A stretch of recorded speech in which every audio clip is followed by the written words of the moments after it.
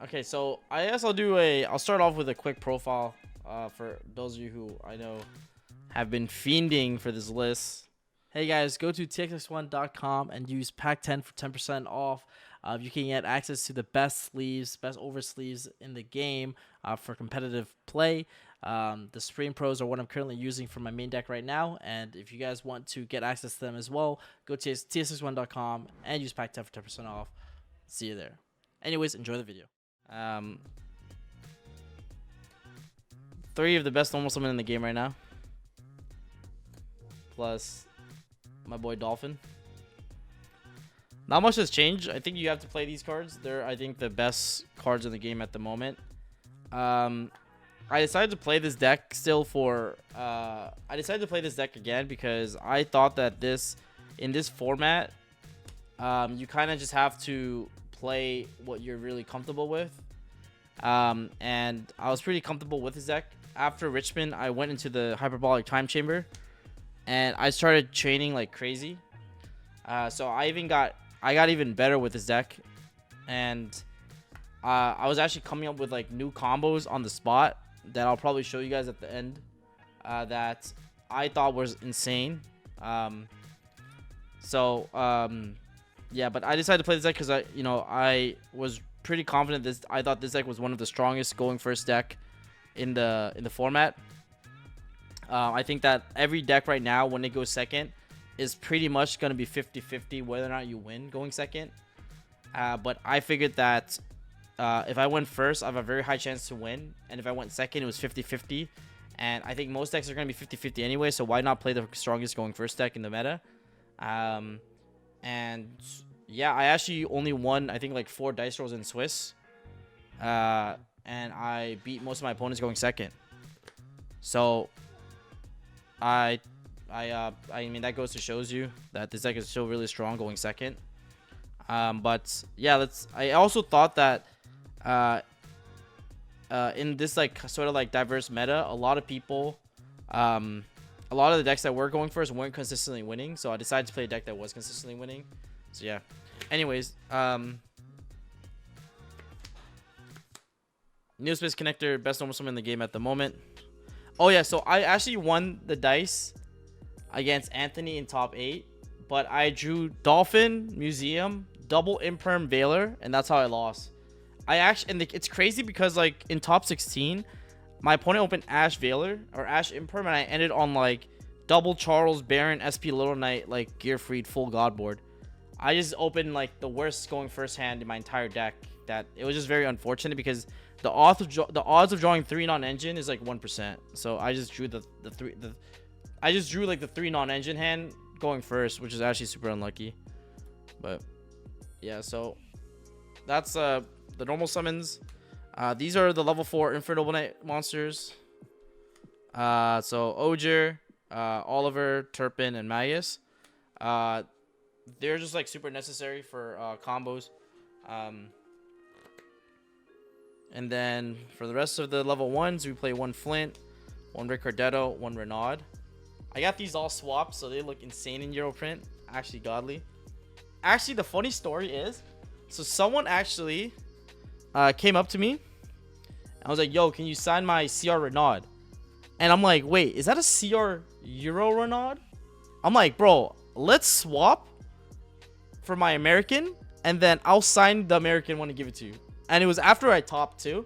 So he has my top cut Renaud. He has my top cut CR Renaud deck. But yeah, this is the one that I got towards the end, right when I was leaving. Which is kind of funny.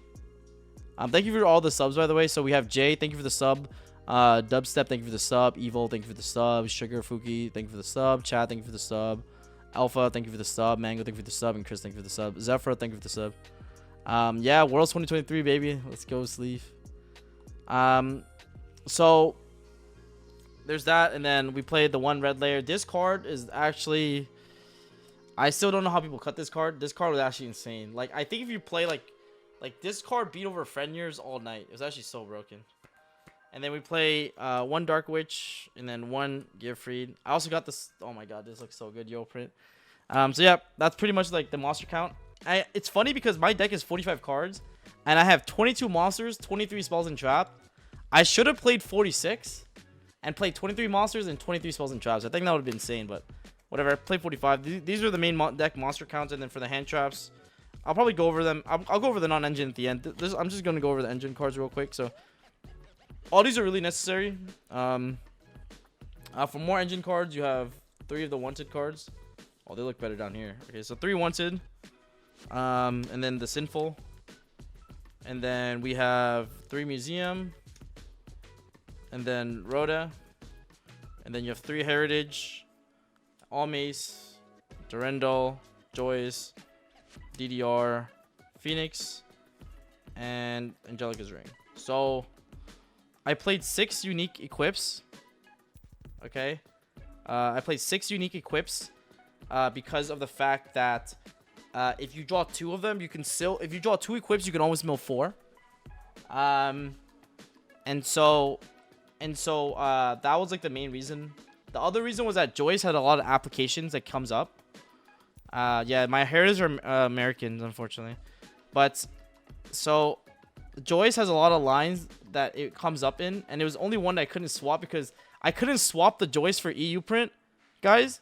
Because no one plays this card in their Infernoble deck in Europe. I couldn't find a single person that plays this card. So I'm like, great. This card is impossible to swap. But this card was actually insane. It won me my top 16 matchup. If I didn't have it, I wouldn't be able to full combo my opponent. But you play 6 unique equips. Because if you draw 2 equips, you still have 4 unique ones to mill off a Soul Day.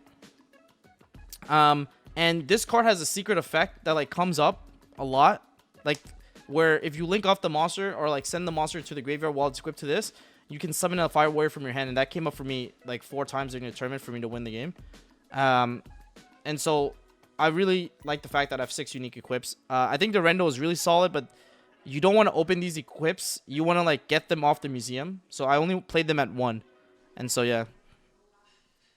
And then so this is like pretty much like the main engine count. It's 31 cards, I believe. Because I played 14 non-engine to go to 45 cards. Pretty much. So it's like 31 engine cards. And then we have a total of... 14 non-engine. So my non-engine that I played were 2 talents.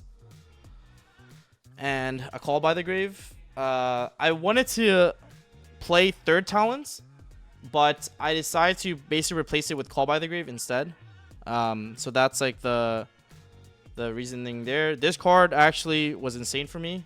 I can't even explain to you how many games I won having this. Like, dude, this Talents and Callby was crazy. There was one game I went first. I went Talents, Callby, and Connector. FTK'd my opponent for free. But Talents actually won me a lot of games going second as well. Because I would hand trap my opponent. They were on the half board, and then the Talents just goes crazy. So it's really, really good. The 3 Ash Blossoms, pretty standard. 3 Effect Veiler. 3 Infinite Impermanence. So before I explain Imperm, Veiler and Ash were actually combo pieces. I actually comboed with these cards a lot. And I'm going to show you guys some combos that I did during the entire tournament with these hand traps that not a lot of people knew. The deck has a lot of freestyle lines, and I figured it out while I was freestyling, which was kind of funny. Like, I literally figured it out while I was playing the tournament itself. So it was kind of cool. But I'll show you guys that. 3 Imperm. I think these were the best hand traps in my deck, and then I played 2 Nib. I didn't want to play this card at all, but Nesh kept yelling at me. He's saying, bro, play Nib, play Nib, play Nib. I don't think I nibbed a single person the entire tournament.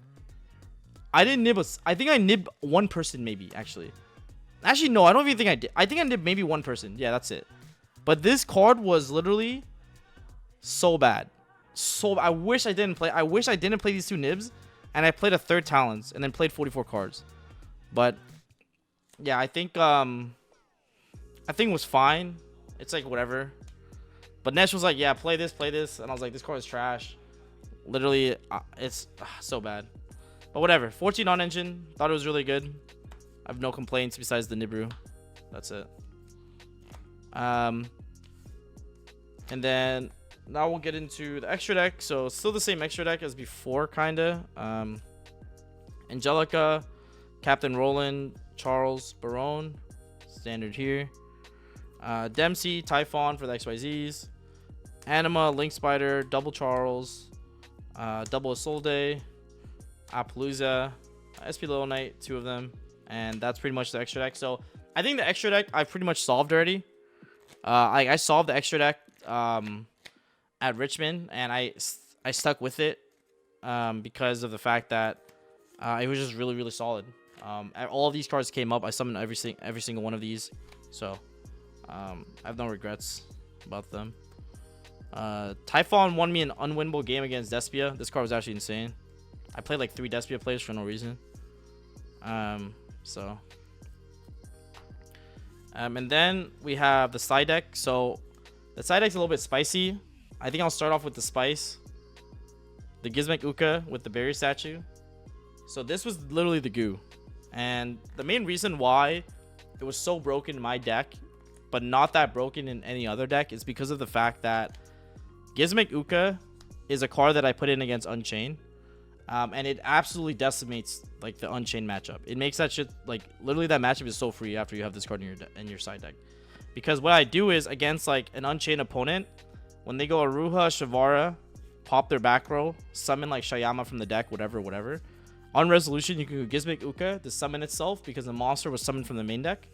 And then you go Gizmek Uka effect to target their Shavara to summon a monster of the same attribute from your deck. So you summon the Fire Berry statue and you lock them under fire monsters. Now, the Unchained deck literally has no outs to this. They cannot do anything when this happens. And the reason why it's so broken is because if you look at my extra deck, a lot of people play this, and you know what they have to do? They play Hida to like link this off so then they're not locked on their own under their own fires, right? If you look at my extra deck, I didn't play Hida at all. I didn't need to link it off because under this lock, I play under it completely fine. Like I actually play under, like I play like against Unchained, I keep this up to OTK them so they can't nib me. Like I literally keep this up, kill them under this, and then they can't nib me. It's actually free. But the reason why these cards are absolutely insane is because of the fact that Dempsey and Angelica, right, is because of the fact that so like if you have to play next turn, right, let's say you like normal summon like Ogier, you go effect and it gets stopped, right? You can overlay Ogier in the barrier statue to summon Dempsey and then use Dempsey's effect to like play, right? So the fact that it's 1/2 a Dempsey is really strong as well, and Dempsey's a fire, right? So you can actually summon this under the lock, which is insane, right? So going second, it helps your Unchained matchup a lot, and if your opponent has non-engine to stop your like plays, it becomes 1/2 of a Dempsey to like play through like the opponent's board, so you can actually turn this off if you want to. The other component is the fact that like, let's say like you have like, for example, a Ricardetto or Oliver or like any tuner, you can actually synchro summon the berry statue with the Ricardetto or like any other synchro monster to make Angelica, right? And then use Angelica's effect to search Museum. Museum effect search Durendo. Durendo effect search Ogier. Banish Ricardetto from your graveyard to summon Ogier from the hand. Then Ogier effect, right? So it literally was 1/2 Angelica, 1/2 Dempsey. So it was literally both a combo. It was a hand trap that stopped my opponent while being a hand trap that helped facilitate combo lines going second as well. So it was actually just like the most broken stuff in my extra, like side deck. Like this card made the Unchained matchup so free, pretty much. Like you just couldn't lose. And God forbid you have Gizmek Uka plus another non-engine, which makes it even harder for your opponent to ever come back, to be honest. And the best part about Gizmek Uka is that it doesn't lose to Talents and Thrust. So even when you play against Unchained, right, you go like summon Gizmek Uka, summon Fire Bear Statue, and they go Talents, take. What are they going to take? Take my Fire Bear Statue? Sure, you can have it. You can't link it off. You don't play a card to link it off with, right? Maybe people will now, but I know for a fact that no Unchained player at the YCS played a way to link this card off. Like, they don't play Nightmare Phoenix or Hida. So this was just fully resolving for free and just destroyed people. So maybe some people did, but most of my opponent did not, for sure. So yeah. So that was really broken in my opinion. So yeah, half the components of these were just crazy. Oh shoot, let's go Quanto. Oh, and Tyloo, thank you so much for the subs. And then I played Bestials because I expected a lot of Tearlament, Unchained, Labyrinth, and I thought these cards would be really, really good. And then I played 3 DD Crow as well to also along the same lines. The main reason why I went for a huge graveyard side deck, which you can see here, is mainly because of the fact that I expected a lot of Lab, Tier, Unchained.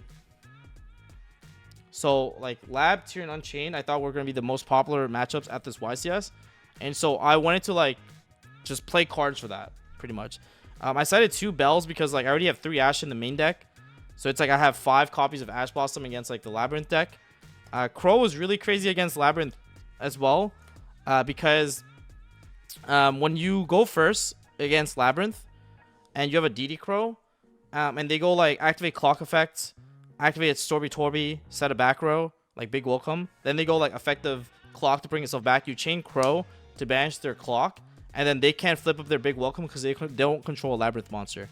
So like they need a hard draw lady. So they need to draw a 4-card combo instead of a 3-card combo now to like activate their Big Welcome. So like, you know, Crow would be absolutely crazy there for that reason.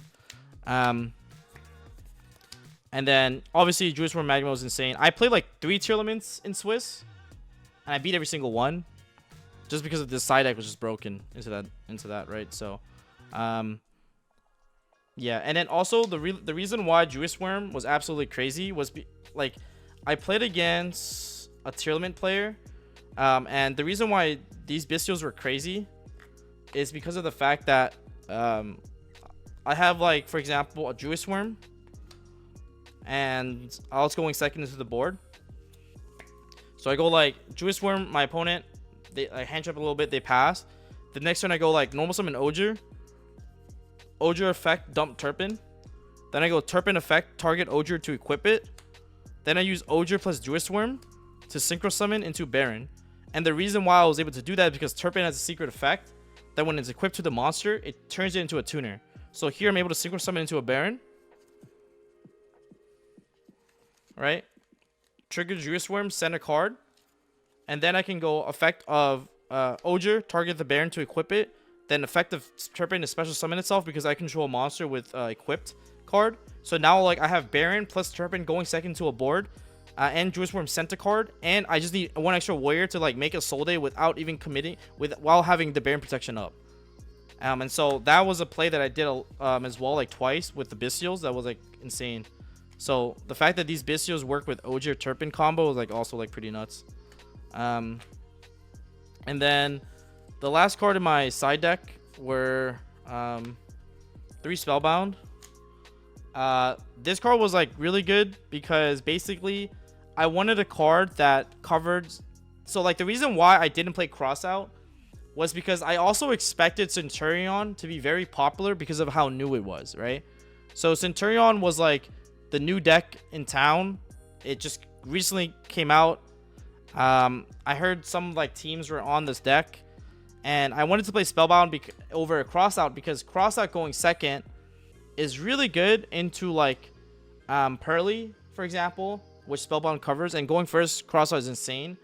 But I figured I wanted Spellbound because it covers the Centurion matchup, the Pearly matchup, and it covers like the branded Chimera matchup a little bit better. And I didn't want to play 3 Crossout and sided because I could have played 3 Crossout, sided the Centurion field spell, and sided the Pearly Yeep. But I was like, while I could do that, I can cut down my side deck slots. Like I wanted to play like all these cards. So I only had 3 slots remaining. So the only 3 slots instead of 4 slots that could like cover both the Pearly matchup as well as the Centurion matchup I thought was Spellbound. And it also covered the Flu matchup. That's why I didn't play Eclipse. Because I was also thought that Flu on Reese would be really popular. So Spellbound also covers the Flu matchup because, you know, your opponent monsters can't be tributed, whatever. And Spellbound works going first too because the decks that would shifter you. So like when you go first in decks that would shifter you, I didn't want to side Crossout with shifter going first, but Spellbound's really nice because yeah, Spellbound's also a really good go first card because like let's say you play against like a shifter deck, The shifter decks, like for example, the Flu deck loses to the Spellbound. The Vanquish Soul deck loses to Spellbound too. So, well, it depends if they have like the thing or not, but and so like I figure like Spellbound would work going first as well. Yeah, if you notice, my entire side deck didn't play Droll. The main reason why is because I think Droll is actually really bad this format. I actually don't even know what matchups that card covers besides like besides Vanadium. Like I think Droll's bad into Infernoble. I think Droll's bad into like pretty much every single deck in the meta right now, except for like Droll against Unchained does nothing, Droll against Labyrinth does nothing, Droll against Tearlament does nothing. Especially if they play like the Beatrice version, like the version that like dumps Destiny Heroes and Mali. Like Droll's not really that crazy. So I think like the only matchup that Droll was really good into was literally only Vanadium for me. So I was like, that's why I didn't think Droll was good. I never missed it. Like I never missed it. Like I played 12 rounds in Swiss without ever needing Droll, to be honest.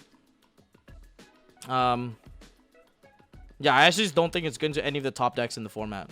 Like I can't think of a meta deck that Droll is good into, to be honest. Maybe you can name some, but I literally couldn't. It was actually just not good. Because against like Tearlament, you rather just like, yeah, even against Infernoble, it doesn't do anything. Yeah, I don't play back row removal because I wanted to play. I almost played Cosmics, but I wanted something for Pearly because I was really afraid of that matchup. And against Pearly, if I had Cosmics, I played 4 Pearly in Swiss, I think. I played 2 Pearly day 2, round 10 and 11, and I am thankful I had this card in instead of Cosmics because like I don't think you can, like I think you have to side for Pearly. It's like very scary. So I sided for it and I was glad I did. Okay, now let me show you guys some secret combos, I guess, that I did during the tournament that were kind of insane. So I opened this hand and it's kind of a hand that you just don't really forget. All right. So this is my hand and I full comboed my opponent. So let me show you how I did it. So I went activate wanted and I search the Dark Witch. I went Dark Witch effects, send Phoenix Blade effect to set the I set the wanted spell. And then here I went normal summon Ash Blossom, made Baron. I went Baron effect, pop my own Sinful Snake Eye, the original. Then I banished the original to search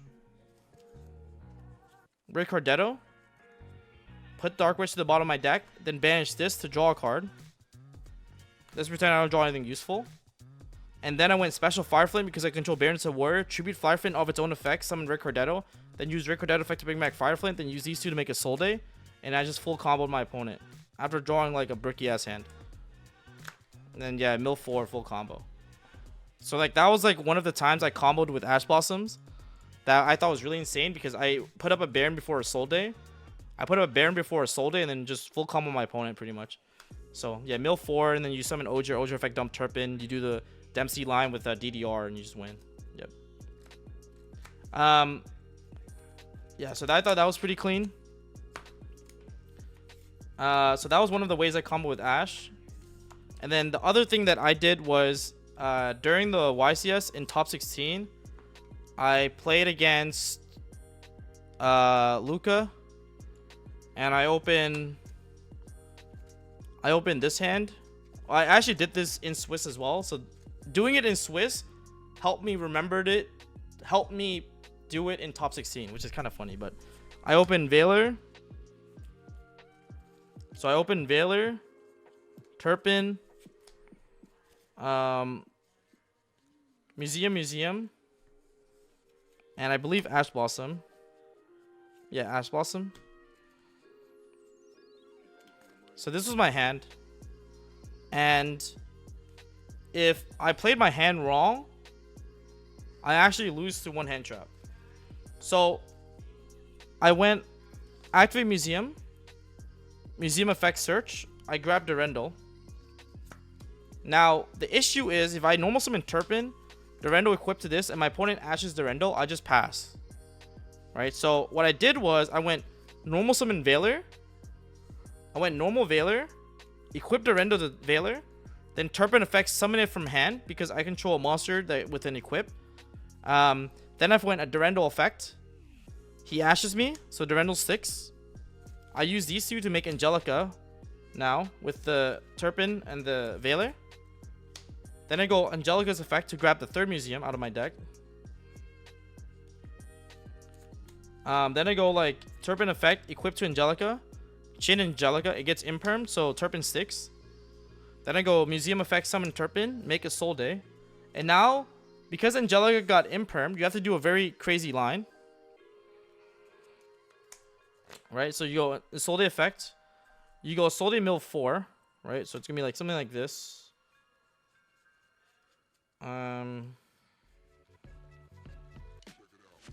So I sent. I keep Joyce because this is where Joyce comes up. So I send 4 here, right? And I'm gonna summon Oger. Can you imperm Angelica? It is, yeah. He imperm Angelica on the second effect to tag out. Here you can summon Oger. Right? Use Oger's effect to Foolish. Magus. Here I would shuffle these back to draw a card, basically. Oh wait, I think I dumped Joyce over one of these cards. I don't remember which one, but whatever. You shuffle them, you draw a card. So I actually got pretty lucky here because I actually drew Heritage here. But even if I didn't, it doesn't really matter because I have another museum. But I can show you what happened in the actual game where because I drew Heritage, I went Heritage effect search Renaud. And then I went special Renaud, add back DDR. Then I went activate museum, search Joyce. Oh no, I went Renaud, add back Magus. Sorry, add back Magus. Then I went I equipped the Joyce to the Renaud, then synchro Joyce Renaud into Captain Roland. And then I went Captain Roland 1, Joyce 2 to summon the Magus from the hand. And then I made the Synchro 9 that way. As you can see. So I was able to use the Joyce. I went like Renaud, added fire level 4 from grave to hand.